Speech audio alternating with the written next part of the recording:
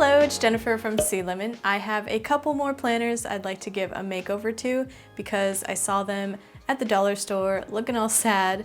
Like seriously, one looks like it got in a fight with the binder or whatever machine made it. So I think they could use a little makeover. I think they still have some potential. Just know you don't have to do these to dollar store books.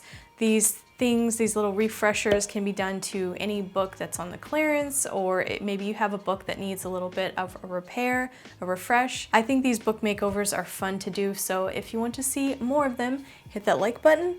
And also I will put any supplies and links to any supplies that I use in the description below. So let's get into it.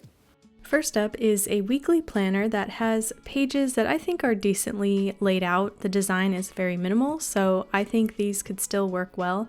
The pages are a little bit thin, but that is expected from the dollar store. And the outside is a plasticky type slipcover, which it's okay, it protects the book, but I think there could be something more to the outside of this. It is removable, so here we have the insides of the book, which I want to keep. Maybe I'll hang on to this just in case, but if you're looking for a different slip-on cover idea, I do have a tutorial. It's using a piece of vinyl and hand sewing, but it's actually pretty easy. You can also try this with a different kind of material. I think it would be nice if this was a hardcover, and I saw these canvas panels at the dollar store, and they so happen to be the same height as the book, which I thought was perfect, and they come in 2 in a pack, so really they are 50 cents each, which I think is a good deal for the front and back cover. They are a bit wider than the book, but this space could possibly be an area for a pen holder. I'm going to leave about a ½ inch of the spine exposed and glue on the canvases around here. And I'm going to dry brush acrylic paint on that area of the spine so it's a little bit more protected. And since the covers are canvas, why not paint them? You could also leave it if you want to paint it later when it's actually on the book, but why not paint it now? I couldn't help myself. So I'm painting a really simple abstract dry brush pattern on both canvases.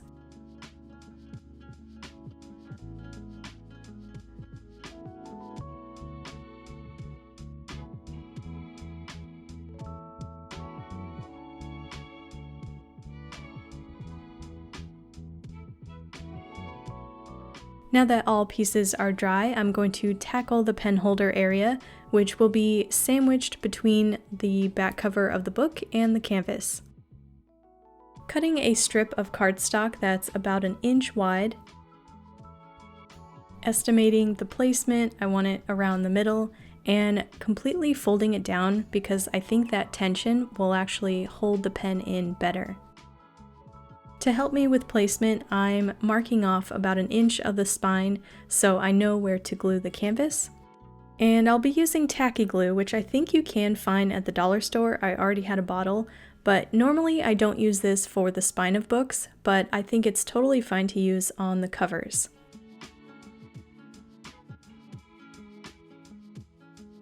Then sliding a bone folder on the inside cover to make sure it's all pressed down. Now I'm removing the tape so I can use that same template on the other side of the book.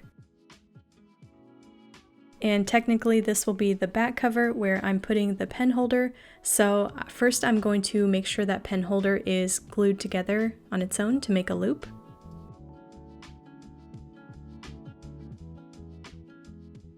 And then glue that to the outside of the planner. And now I can glue on the back cover canvas.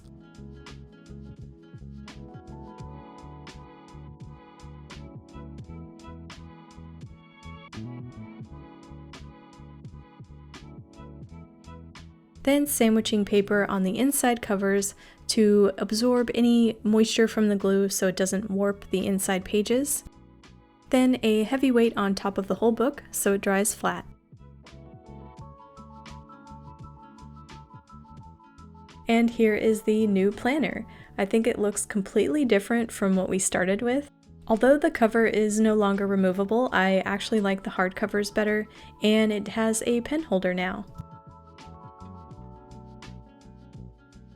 And the weight of the canvas actually makes the book open more flat and stay that way when it's open, which is a nice surprise.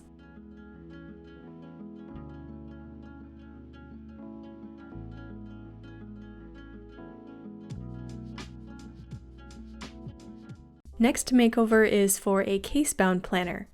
I actually like the cover of this book. It's a hardcover, it's in good condition, and the pattern is fun and colorful. I think I can do something with this cover. However, for the inside of the book, the pages are really a mess. Something went wrong with the threading and the pages. Some of them aren't cut and some of them have the stitching in the wrong places. The first few signatures are kind of messed up, and normally I would think I could save these pages and restitch the whole thing, but honestly I don't really like the design of the inside pages, and I think this could work better as some kind of bullet journal. So first I'm going to remove the whole text block from the cover, save the cover, but also save the text block for reference because I need to know what size to make the new pages.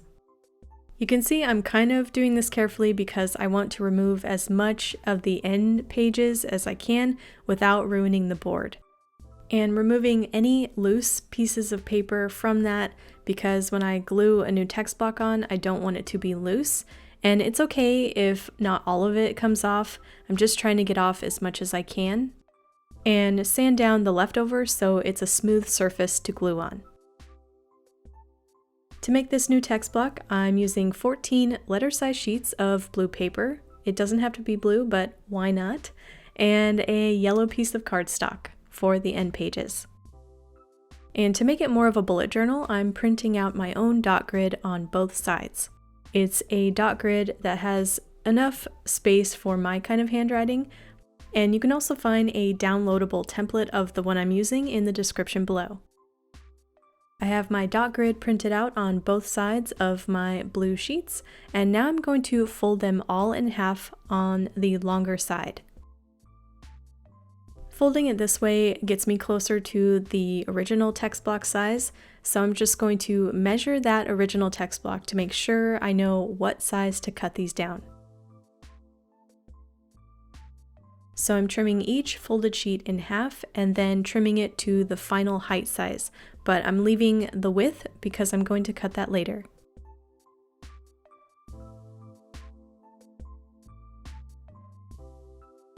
Now all 14 sheets have been folded and trimmed, and I did the same thing to the cardstock.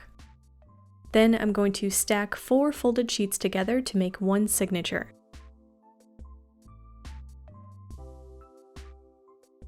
And this will give me 7 signatures total.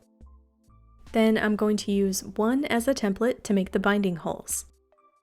I'm going to try the same placement as the original text block, and I made 2 marks 1 inch apart from each side. Then I'm going to stack that template on top of the other signatures, all aligned and straight, holding it there while I'm drawing a line across the spine, so that all the signatures have the same marks on the folded edge.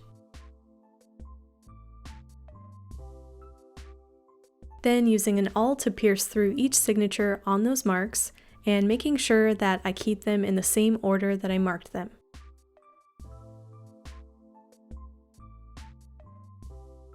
Now to bind the pages, I'm using regular sewing thread, doubling it up on a regular sewing needle, and stitching through each signature using a kettle stitch bookbinding method. Instead of showing you this binding method and making this video longer, I have a separate tutorial which takes you through how to do this kettle stitch binding method.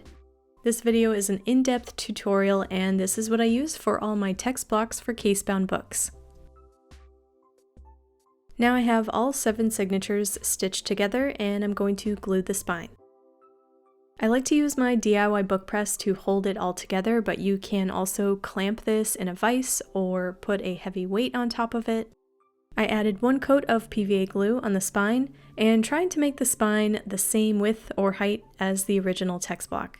I think my paper is a little bit thicker than the original, so I pressed down all of the signatures a bit more to make it to that size and let the whole thing dry. Now onto the end pages.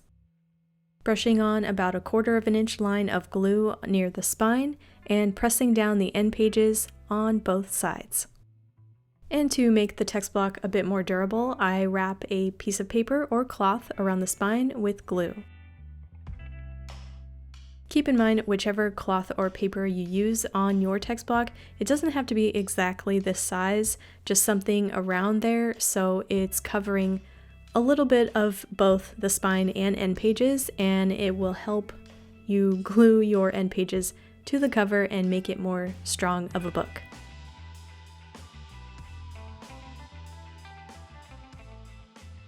Then sandwich paper to absorb the moisture from the glue on each end page and press it until it dries using, again, my DIY book press. And you can check out a video up here if you're curious on how I made this. It also goes over other book press ideas. After drying, the text block has been constructed and I just need to trim it on the end so it's the same width as the original text block. I do this with a utility blade and with slow, steady cuts and a lot of patience to make a smooth edge. And I use sandpaper or a nail file to smooth out any rough areas. Now the final step, to glue this text block to the cover.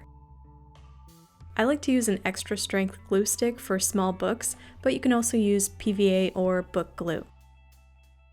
Basically, I like this glue stick for smaller books because it dries quickly, it works just as well as PVA, and it doesn't allow warping since there's no moisture to seep into the pages of the book. Just to plug one more of my videos, I have a whole nerd out session of book glue in a different video. If you want to check that out, I'll link it in the description. One final press for this book to let it dry. And then I have my made-over Casebound book with hardcovers, has the same cover, but the insides are much improved. It's more colorful, which I think is fun, and it also has a functional dot grid for bullet journaling needs. Keep in mind there are multiple ways to bind a book, and this is just how I went about making over these little dollar store planners. Let me know what you think in the comments and what you would have tried with these books. Big thanks to my patrons and members for helping me make more videos like this, and if you're interested in supporting more book projects, I have a Booklemon tier on my Patreon, and you can also support through YouTube memberships. I will put both of those links in the description. If you haven't already, make sure you hit that subscribe button and hit the bell right next to it so you can sign up for post notifications. Otherwise, you might not know when I post a new video, and we don't want that. So make sure you hit both of those. It really helps support my channel. And if you want to check out more book and planner and bullet journal videos, I will put a couple of playlists right here. Those links will be in the description below. And I will see you guys in the next video. Bye!